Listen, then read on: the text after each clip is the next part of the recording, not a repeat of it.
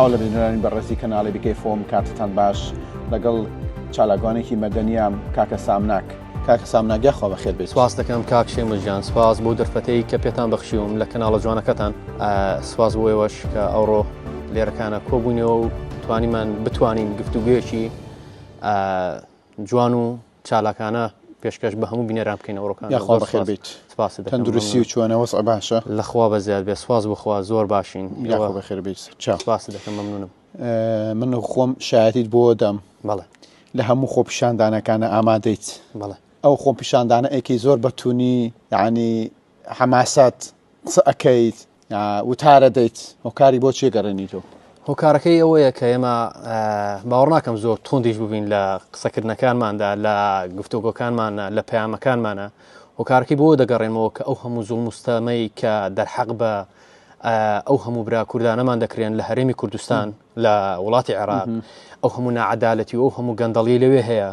ئێمەش وەک چالاکوانانی ڕێکخراوی داکۆک لە وڵاتی بەریتانیا زۆر بە ئازادانە، بەڕایەکی بوێرانە، بە دەنگێکی بەرز و بوێرانە جوابی ئەو هەموو گەندەڵی و نائەدالەتیە دێنینە سەرجادەکانی ئەم وڵاتەی بۆی پەیامی خۆمان بگەێنین بەوەی کە چ گەندەڵی و چ دزی و چ نائەدالەتەیەک لەو هەرێمەی ئێمەدا هەیە. نەتوانی بەڵگەیەکم بێتێ سەبارە بەو نائەدالەتی لە کوردستان نەکرێت؟ بەڵێ، نائەدالەتی زۆر هەیە، تەنانەت لە دام و دەستگایەکی بچووگڕا هەتا دام و دەستگایەکی گەورە، لە مەحکەمەکان، لە دایرێکی بچوو، لە قوتابخانەیەک. کەمەکان سەربەخۆنین؟ هیچی سەربەخۆی تێدا نیە، هیچ سەربەخۆیەک نییە لەو هەرێمەی ئێمەدا. بەڕاستی نائەدالەتی بەڕاستی پارە قسە دەکە، دەتوانی بە پارە حاکمێک بکڕی. ئەو نائەدالەتە وای کرد لە تۆ بێ بۆ وڵاتی هەندەران؟ زۆربەی کوردەکانی ئێرە کوردستان بە هۆکاری ئەوەی دەزانن کە خەڵکی کورد و گەنجەکانی کورد ئاوەرە بوون بۆ وڵاتانی ئەوروپا. ئەو نائەدالەتێشە لە عێراقش هەیە؟ بەڵێ، لە عێراق و کوردستان هەمووی بەحام بە عێراق لە کوردستان یاسا سەروەر نییە، قانون نییە، یاسا نییە. بەڕاستی دەتوانی بڵێ هیچ ئازادیەشی ڕادەربرین نییە. خەڵکێ تەنانەت لەسەر نووسینێک، لەسەر کۆمنتێک، ڕۆژنامەنووس قەتڵ دەکرێت، ڕۆژنامەنووس دەکوژرێ، زیندانی دەکرێت، یعنی سوکاتی پێ دەکرێت، یعنی ناتوانانی ڕاشی ئازادانی خۆ دەرببڕی لەو هەرێمەیدا. لێرەم ئازادی بینیت؟ بەڕاستی لێرە ئەو هەوایەکی زۆر ئازادانە، زۆر بوێرانە، زۆر هاوکارن. بەڕاستی ئینسان حوڕە، هەر بیرروڕایەکەت هەیە، هەر ئازادیەکەت هەیە، هەر شێوازێک کە خۆت دەتوانی ئەو بیرروڕایەک هەتە دەری ببڕی لێرە. زۆر بە ئازادان. زۆر باشە. لێرە دەنگتانگیان و ئەندام پەرلەمانەکانیا بڵین ڕێکخراوی مافی مرۆڤ؟ بەڵێ، زۆر جوابی زۆربەمان ئیمێڵمان کردووە بۆ زۆربەی ئەندام پەرلەمانەکانمان هەر لە یەکە و لە شاری خۆیەوە، بەریتانیا. بەڵێ، لە بەریتانیا، و ئەوانی جوابیان داونەوە و دەستخۆشیان لێکردون و ئەو پەیام و ئەو گوزاری کە هەمانە گەیاندومانە ئەوانی جوابیان داونەوە و دەستخۆشیان لێکردوین. ئێوە لە هەموو شارەکان زۆربەی شارەکان خۆپیشاندانەکەن ڕێگریەکتان لێکراوە، یاخۆ چوزانم هەڕەشە لەدایان ئەمە حەزباناوە، یاخۆت هەڕەشە کراوە لەسەر کەس و کارتان لە کوردستان؟ بەڵێ، هەڕەشە دەکرێت لە کوردستانەوە، یعنی زۆربەی چالاکوانەکانی ئێرە لەلایەن ڕژێمی هەرێمی کوردستانەوە ئەم دوو حیزبەی کە هەیە، یەکێتی و پارتی، زۆربەی هەرە زۆریان هەڕەشیان لێ دەکرێت لەلایەن کەس و کارانیانەوە، یان لایەن کەسانی جەلادی خۆیانەوە نامە بۆ ئێمە دەنێرن، مەسز دەکەن کە بۆی ئەگەر چیتر قسە لەسەر حیزبەکانی ئێمە بکەن دەتان کوژین و نازان بێنەوە ئێرە و سەرتان دەبڕین و ئیتر. بۆچی؟ یعنی دروشمەکانتانەوە توندە یاخۆت چوزانم بە جۆرێک بێ ئێوە واتان لەکەن؟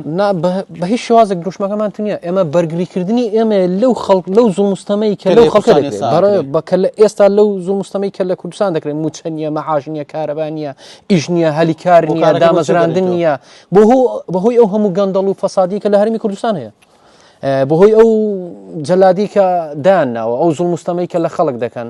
هۆکارەکەشی ئەوەیە کە ناتوانانی ڕایشی دەربرانی ئازادی خۆ دەربڕی. بەڕاستی هۆکارەکەشی کە ئەو هەڕەشانە لە ئێمە دەکەن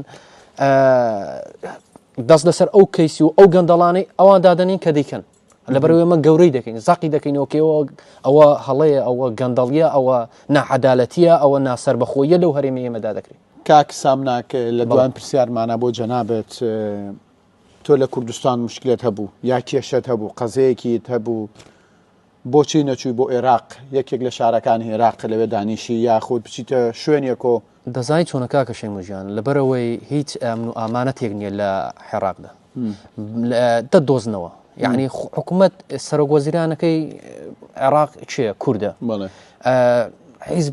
حیزبێکی دەسەڵاتی گەورەی ئەو وڵاتە کوردستان بەڕێوەی دەبە سەرۆکوەزیرانەکەی کووردە عێراق جا بۆیە یعنی دەستیان دەگا بە هەموو شوێنێک ئەوانە دەستڕۆشتون بەڕاستی هێزیان هەیە قووەتیان هەیە پارەیان هەیە دەستڕۆشتون هیچ ئەمنیەت و ئامانێک نییە لەو وڵاتەکە ڕاستەکەی ئەمە لە کۆتایی بەرنامە تایبەتەکەمانە لەگەڵ جەنابەت کاک سامناک ئەگەر خۆت شتێکت ما بێ شتێکمان بیرچوو بێ پەیامەت چییە بۆ بینرانی بەڕێزی کەناڵی بیکەیفۆر زۆر سواس دەکەم کاک شەیموژیان سواس بۆ چاوپێکەوتنەتان هیوادارم هەر سەرکەوتوو بن تەنها پەیامی من لە کۆتاییدا ئەوەیە کە هەموو ئینسانێک بتوانێت بە ئازادانە بژی و ڕاو و بیرروڕای خۆی هەبێت و یاساتیدا سەروەر بێ و حەدالەت بێ ئەو شوێنە بتوانی لەژێر چەتری ئازادی بژی لەو شوێنەی تر ئینسان ئازادە لەو ژانەیدا سپاس بۆ چاوپێکەوتنەکەتان یاخوا بەخێر بێت سپاسان دەکەم هەمیشە هیوام تەندروستێکی باشە بۆ خوازم بەخێر بێت سەر چاو